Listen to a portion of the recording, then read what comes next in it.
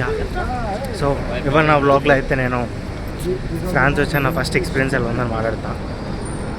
So basically first time నేను France వచ్చినప్పుడు అయితే చాలా డిఫరెంట్ ఒపీనియన్స్. అంటే రావాలని ఉండేది, బట్ వచ్చాక కూడా కొంచెం భయం వేసింది. ఏంటి మనం ఎందుకు ఈ కంట్రీకి వచ్చాం, ఇక్కడ మనం మాట్లాడేది కూడా అర్థం కాదు, ఇంగ్లీష్లో మాట్లాడదామంటే కష్టం. మోస్ట్లీ ఇక్కడ చాలా వరకు ఫ్రెంచే వాడతారు.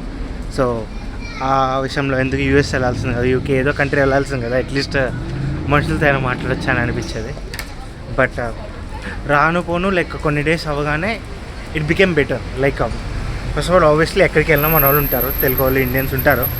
సో అది కొంచెం అడ్వాంటేజ్ ఇనిషియల్లీ మనం సెటిల్ అవ్వడానికి. అండ్ ఎప్పుడైనా మన వాళ్ళు ఉంటే కొంచెం దే కెన్ గైడర్స్. చాలా కమ్యూనిటీస్ కూడా ఉంటాయి ఇక్కడ. సో అలాంటి కమ్యూనిటీస్లో కూడా జాయిన్ అయ్యా, లైక్ వాట్సాప్లో గ్రూప్స్లో కానీ చాలా హెల్ప్ అయి ఉంటుంది. యా సో అలా ఉన్న నా పొజిషన్లో అయితే ఇనిషియల్గా టఫ్గా ఉండేది, ఎక్కడైనా అలాగే ఉంటుంది.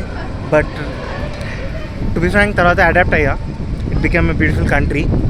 యూరోప్కి ఉన్న బిగ్గెస్ట్ అడ్వాంటేజ్ ఏంటంటే ట్రావెల్ చేయొచ్చు బాగా. అండ్ నాకు కూడా కావాల్సిన ట్రావెల్ చేయాలని. సో 28 షెంజన్ కంట్రీస్కి మనకి ఎక్కడికైనా ట్రావెల్ చేయొచ్చు with your visa, Schengen visa అంటే మనకి సపరేట్గా షెంజన్ వీసా ఇవ్వరు. నీకు ఫ్రాన్స్ స్టూడెంట్ వీసా వస్తుంది కదా, అదే Schengen visa. So using that visa, ఆ వీసాతోనే నువ్వు 28 కంట్రీస్ దాకా తిరగచ్చు. సో అది చాలా బిగ్గెస్ట్ అడ్వాంటేజ్. అండ్ నాలాగా ఎవరికైనా ట్రావెల్ చేయాలని ఉంటుంది కదా, ఇండియా నుంచి ఒక కంట్రీ ఇక్కడికి రావడానికి మనం చాలా చేసి వచ్చాం. అలాంటిది ఇక్కడ నుంచి 28 కంట్రీస్కి మనకి వెరీ యాక్సెసిబుల్గా ఉంటుంది వెళ్ళడానికి. అది చాలా ఇంపార్టెంట్ థింగ్. అండ్ మళ్ళీ ట్రాన్స్పోర్ట్ కూడా కాస్ట్ ఏమి ఉండదు.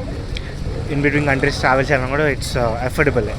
సో దాని గురించి పక్కన పెడితే ఇనిషియల్గా రాగానే ఏమని అనుకున్నా, ఓకే మనం ఇండియా నుంచి రావడానికి డాక్యుమెంటేషన్ అంతా ఉంటుంది, ఇక్కడికి వచ్చాక పెద్ద ఏముండదని. బట్ అగైన్ మళ్ళీ ఇక్కడికి వచ్చాక డాక్యుమెంటేషన్ ఉంటుంది. చాలా చోట్ల చాలా డాక్యుమెంటేషన్ ప్రొసీజర్స్ ఉంటాయి. అది చాలా ఉంటాయి. ఇప్పుడు ప్రజెంట్ అంత డీటెయిల్గా చెప్పట్లేదు, కానీ మీరు చూసుకుంటే ఒకటి అకామిడేషన్ విషయంలో చాలా ప్రొసీజర్స్ ఉంటాయి. మళ్ళీ సేమ్ రెసిడెన్స్ పర్మిట్ తీసుకోవాలి రాగానే, అది ప్రాసెస్ ఉంటుంది. సో ఈ ప్రాసెస్ అన్నీ చేసుకోవడం అమ్మ ఏంట్రా అన్నట్టు అనిపిస్తుంది. మనకేమీ ఏం అర్థం కాదు, ఎవరినైనా వెళ్ళాడు అని కరెక్ట్గా చెప్పడానికి ఉండదు. సో బట్ ఫ్రెండ్స్ ఉంటారు కాబట్టి ఇంకా వాళ్ళు హెల్ప్ చేయడంతో అలా అయిపోయింది సెట్. సో నెక్స్ట్ వచ్చి ఫ్రాన్స్లో స్టడీస్.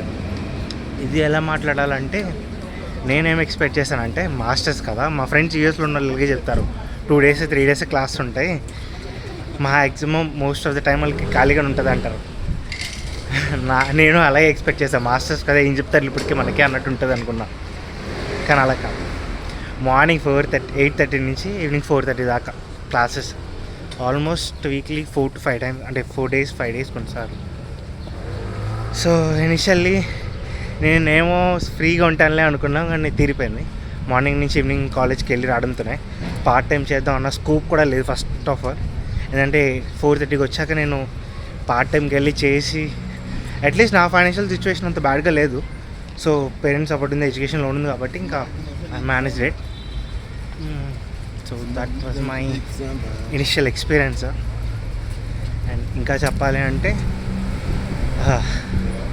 వచ్చేసాం ఫైనల్గా అన్నట్టు అనుకున్నా. And here I am. So that's all about today's blog.